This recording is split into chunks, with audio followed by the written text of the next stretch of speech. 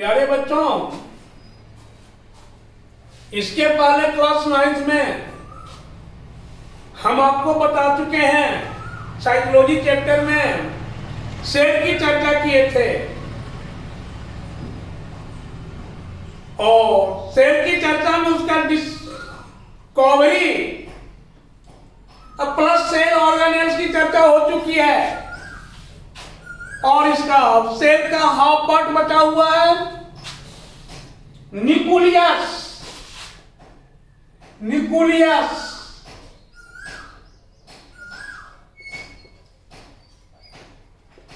हिंदी में इसको हम बोलते हैं केंद्रक। न्यूक्लियस या केंद्रक। अब जान लो कि न्यूक्लियस का आविष्कार रॉबर्ट ब्राउन ने किया था। Robert brown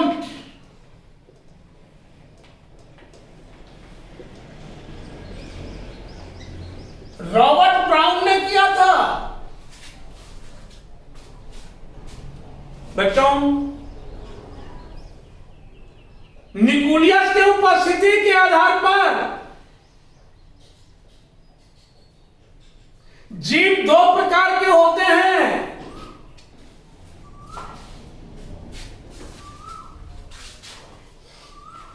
on the occurrence of nucleus, nucleus के उपस्थिति के आधार पर जीव दो प्रकार के, पहला जीव यूनिसेलुलर और दूसरा जीव मल्टीसेलुलर।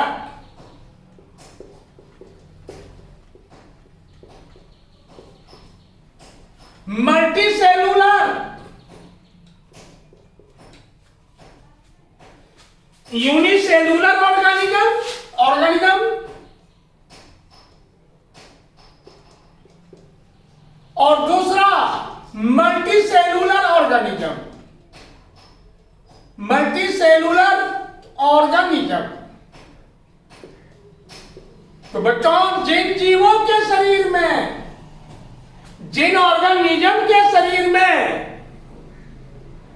केवल सिंगल न्यूक्लियस,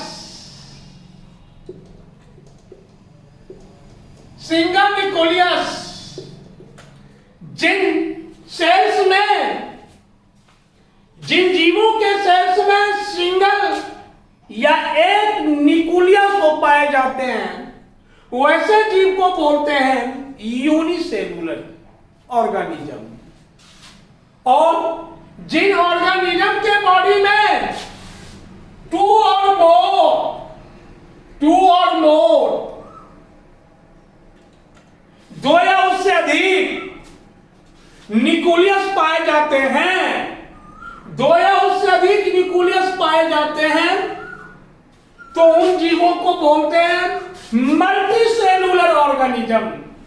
तो हम लोगों ने सब जाना, on the occurrence of nucleus in cell there are two types of organisms, unicellular organisms and multicellular organisms। बच्चों, यहां तक आप सबों को प्रॉब्लम नहीं होना चाहिए, ठीक है बच्चों।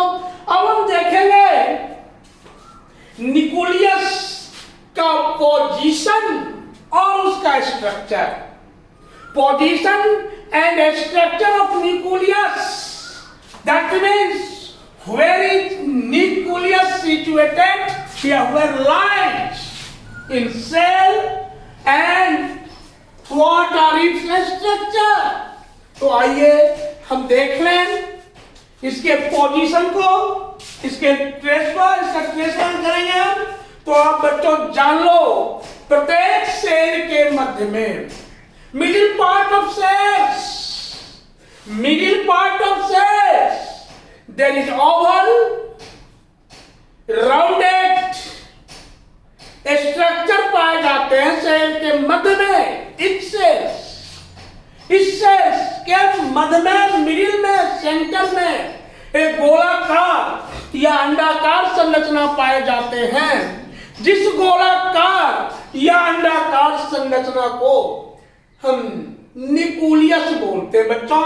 ये न्यूक्लियस गोलाकार या अंडाकार संरचना को न्यूक्लियस बोलते हैं बच्चों। और ये न्यूक्लियस चारों ओर से डबल मेम्ब्रेन से सराउंडेड होता है, चारों ओर से डबल मेम्ब्रेन से सराउंडेड होता है, घिरा होता है, जिस डबल मेम्ब्रेन को हम न्यूक्लियर मेम्ब्रेन, अब देख लो जब डायग्राम से, जरूरी है जानना।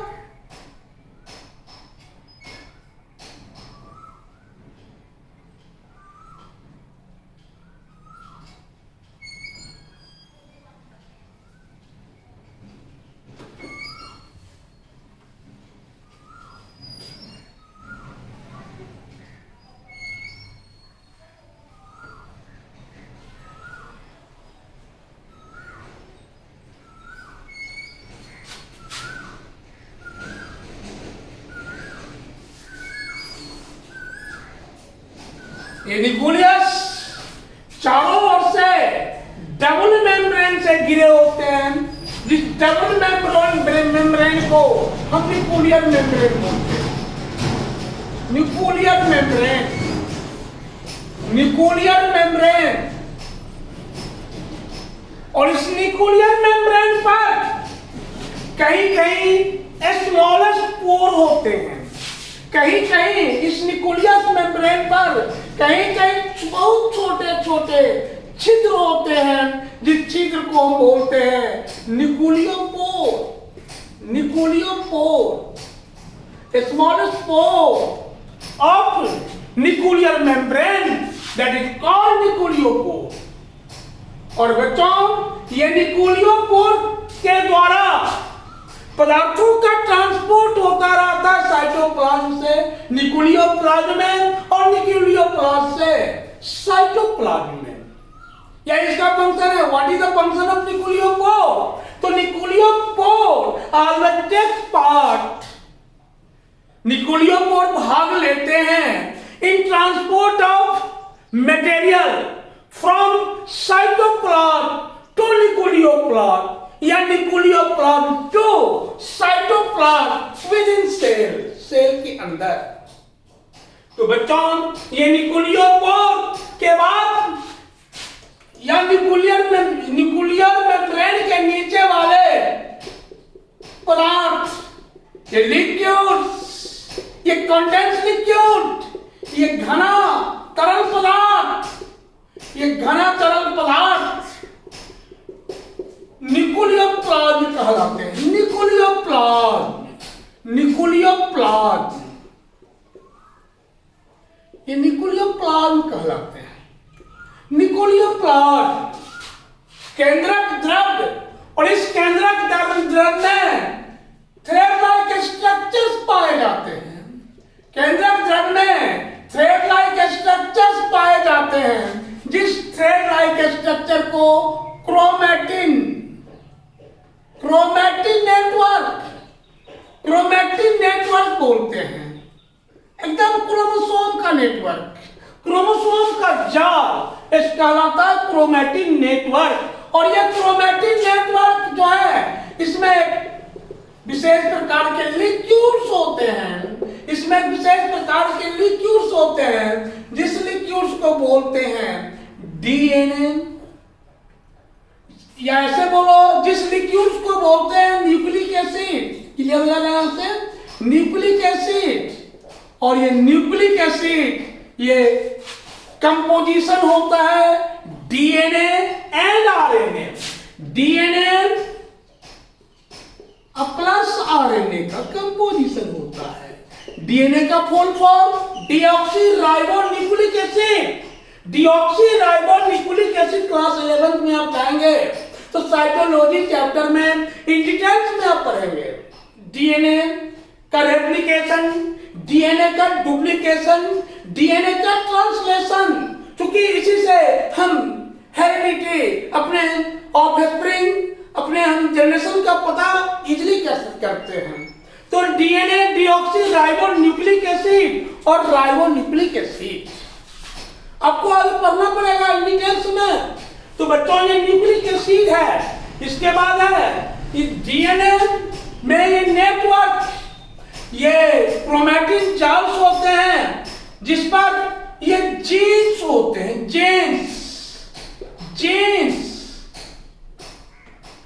जीन होते हैं। और जीन जो है हम कह सकते हैं कि डीएनए के क्रियात्मक खंड को, डीएनए का क्रियात्मक खंड जीन कहलाता है। और ये gene parental characters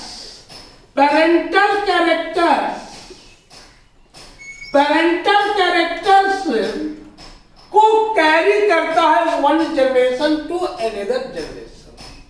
jeans parental characters को कैरी करता है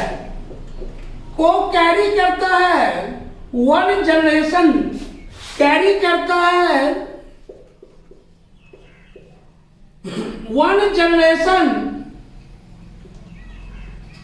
एक पीढ़ी से दूसरे जनरेशन, सेकेंड जनरेशन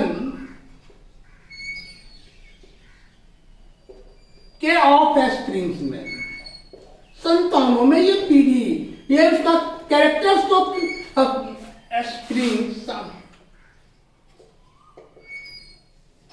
एक जनरेशन से दूसरे जनरेशन, वन जनरेशन से सेकेंड जनरेशन के ऑफ स्प्रिंग में, इसी कारण से न्यूक्लियस को कहा जाता है हेरेडिटी का मैसेंजर या मैसेंजर ऑफ हेरेडिटी। मैसेंजर, ये जीन्स को कहा जाता है मैसेंजर, जीन्स को कहा जाता है messenger of heredity, messenger of heredity. ये जीन्स क्यों कहते हैं आपको पता है, अभी लिखा हुआ क्लियर कि पेरेंटल कैरेक्टर्स को वन जनरेशन से सेकेंड जनरेशन के ऑफ स्प्रिंग्स में कैरी करता है। So that due to this fact it is called messenger of heredity. बच्चों हमें इस न्यूक्लियस के अंदर छोटा सा संरचना होता है, यह कहलाता है न्यूक्लियोलस। केंद्रिका इसको हिंदी में बोलते हैं। तो आपका ये न्यूक्लियस का स्ट्रक्चर हुआ, structure of nucleus, figure, structure of nucleus. अब बच्चों देखेंगे फंक्शन ऑफ न्यूक्लियस, फंक्शन या कार्य किसका, न्यूक्लियस किसका फंक्शन, न्यूक्लियस का function.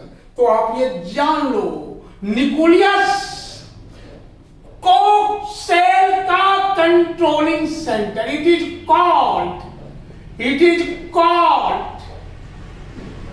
Controlling centre, controlling centre of cells, controlling centre of cells, कोशिकाओं का नियंत्रण केंद्र कहलाता है बच्चों। और न्यूक्लियस को कोशिकाओं का नियंत्रण नियंत्रक केंद्र क्यों कहते हैं, कंट्रोलिंग सेंटर क्यों कहते हैं, तो इसलिए कहते हैं कि ये न्यूक्लियस सेल के सभी ऑर्गेनेल्स के कार्यों का नियंत्रण करता है। It controls all function of cell organelles, कोशिकाओं के सभी कार्यों का नियंत्रण करता है, इसलिए इसको कहते हैं सेल का कंट्रोलिंग सेंटर। न्यूक्लियस का कंट्रोलिंग, ये सेल का कंट्रोलिंग सेंटर कहलाता है। It is called controlling centre of cell because it controls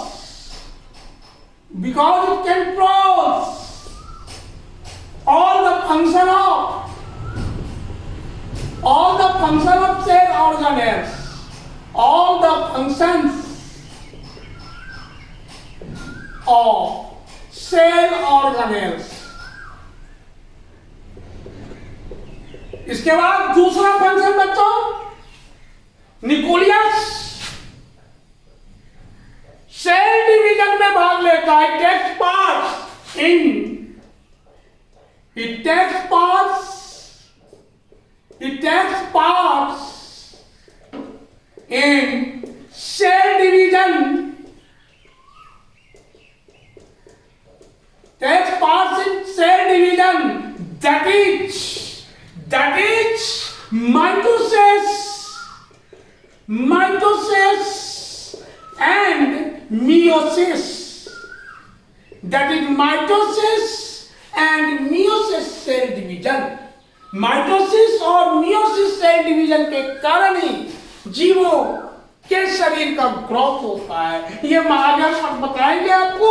mitosis cell division somatic cells में होता है और मियोसिस सेल डिवीजन वनली कहां, तो जर्म सेल्स में या जनन कोशिकाओं में होता है। माइटोसिस सेल डिवीजन में ये सोमैटिक सेल्स में होने वाला ये डिप्लॉयड क्रोमोसोम, उसमें मियोसिस में हैप्लॉयड क्रोमोसोम्स की भूमिका होती है बच्चों। तो न्यूक्लियस से के कारण ही जीवों में सेल डिवीजन होता है। तीसरा कार्य है बच्चों न्यूक्लियस का तीसरा कार्य है कि ये सेल का प्रोटेक्शन करता है। सेल का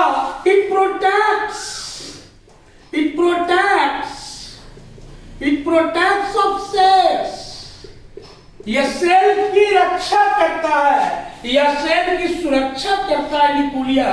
न्यूक्लियस सेल की सुरक्षा करता है। और इसके बाद बच्चों, न्यूक्लियस कोशिका के भीतर संपन्न होने वाली सभी मेटाबॉलिक क्रियाओं एवं मेटाबॉलिक या केमिकल क्रियाओं का नियंत्रित करता है। Metabolic it controls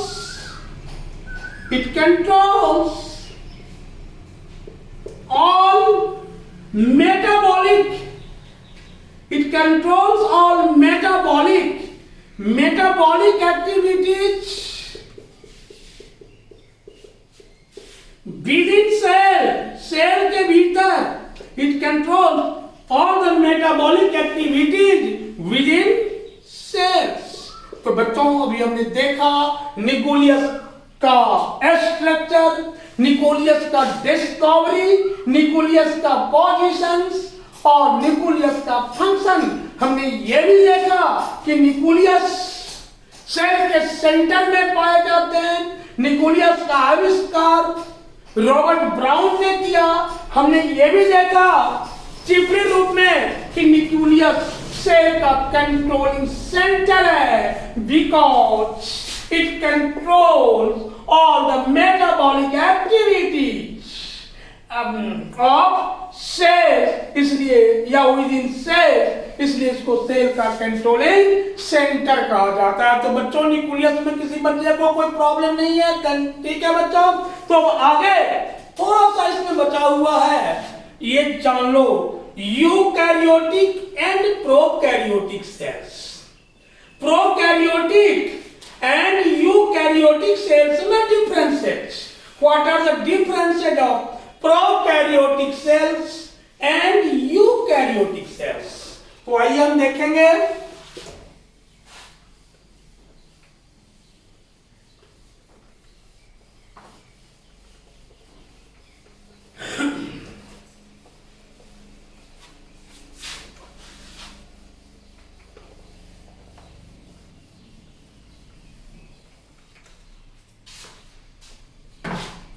Differential between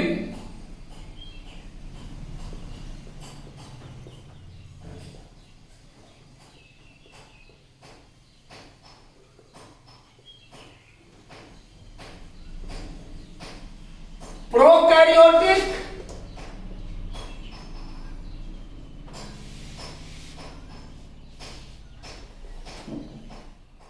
and eukaryotic।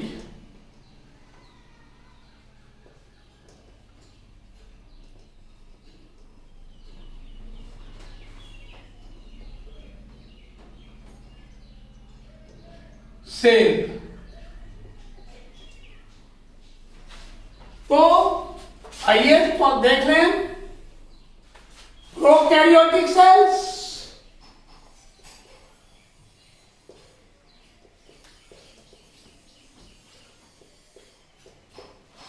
Eukaryotic cells,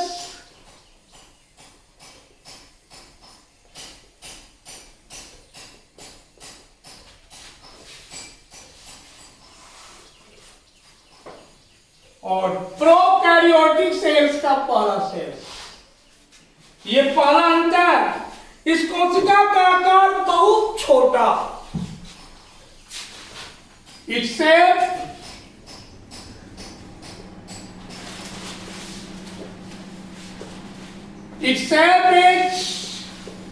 smallest, इसका आकार बहुत छोटा, किसका?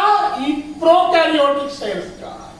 बट लेकिन यूकैरियोटिक सेल्स का शेप इज लार्जेस्ट, इससे किसका body is shape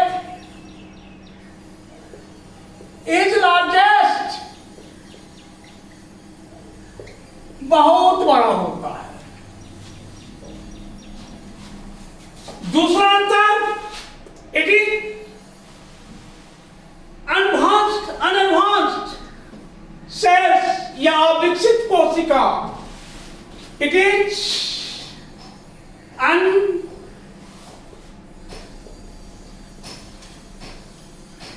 advanced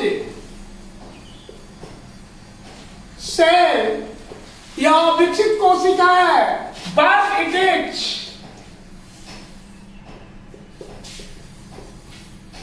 advances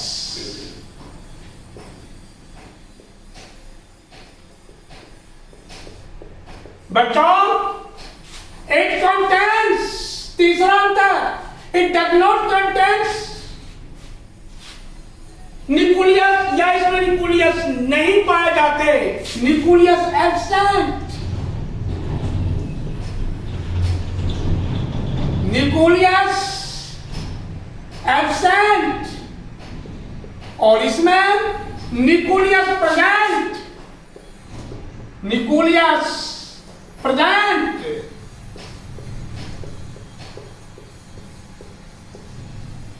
इसी कारण से इसको एडवांस सेल कहा जाता है और इसको एडवांस सेल कहा जाता है। तो न्यूक्लियस प्रेजेंट, न्यूक्लियस एब्सेंट। और बच्चों आप याद रखोगे कि ये सेल्स केवल माइक्रो ऑर्गेनिजम्स में पाए जाते हैं। It present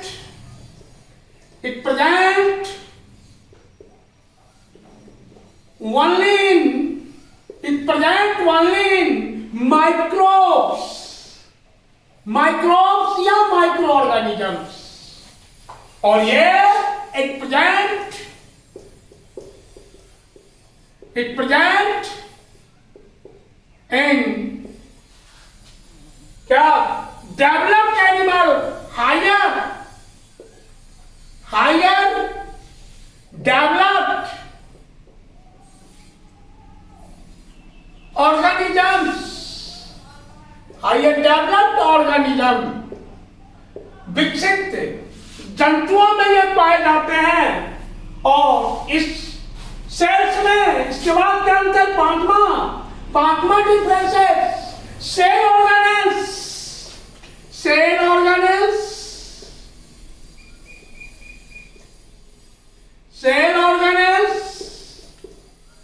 absent,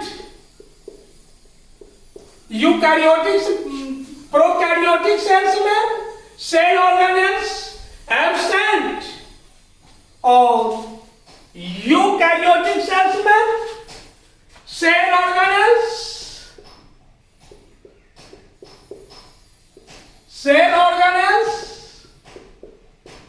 that is, बोलिए बच्चों, पढ़ाया हुआ है आपको, बता चुके हैं। सेल ऑर्गेनेल्स मतलब mitochondria, that is mitochondria,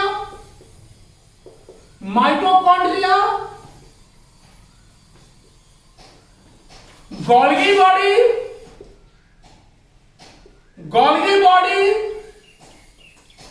ER, इसके बाद lysosome, centrosome,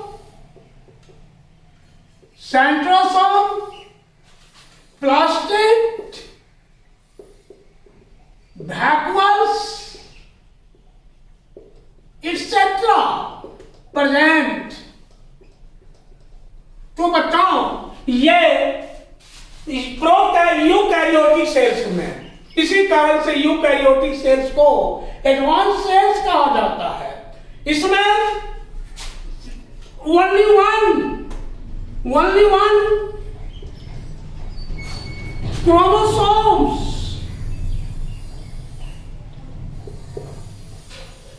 present.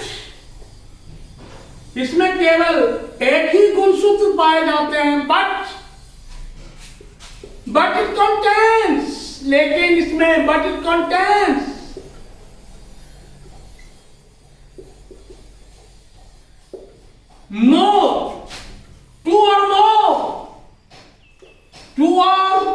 two or more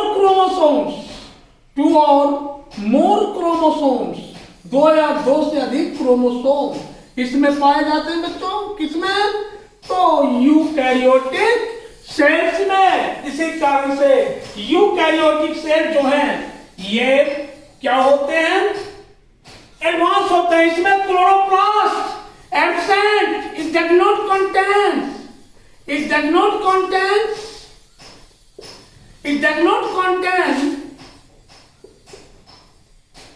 chloroplast. इसमें क्लोरोप्लास्ट नहीं पाए जाते हैं, बट इट कंटेन्स, ठीक इसका अपोजिट, बट इट कंटेन्स। लेकिन इसमें क्लोरोप्लास्ट पाए जाते हैं, इसमें क्लोरोप्लास्ट पाए जाते हैं। किसमें? तो यूकैरियोटिक सेल्स में क्लोरोप्लास्ट पाए जाते हैं बच्चों। और लास्ट डिफरेंस इसका, इसमें जो सेल डिवीजन होता है वो बॉडी के द्वारा। 8वां सेल डिवीजन बाय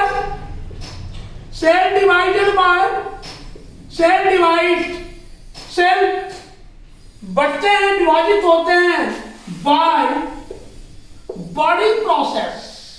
बॉडी मतलब मुकुलन, बॉडी प्रोसेस के द्वारा इसमें बॉडी या फीजन या ऑब्लिक कर दो फीजन प्रोसेस, बॉडी या fission process. But in eukaryotic cell divide होते हैं किसके द्वारा? तो mitosis and meiosis process. Cell divided bye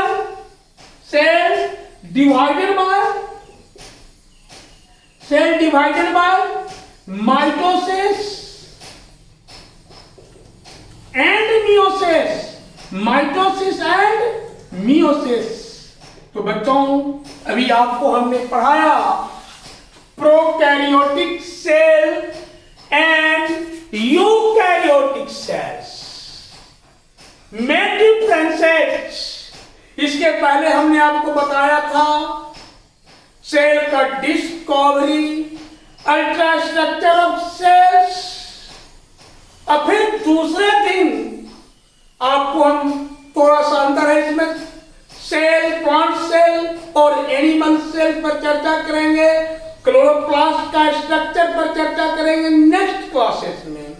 आपका भी चैप्टर साइटोलॉजी समाप्त नहीं हुआ, थोड़ा सा बचा हुआ, नेक्स्ट हम लोग इसको क्लियर कर लेंगे। थैंक यू बच्चों।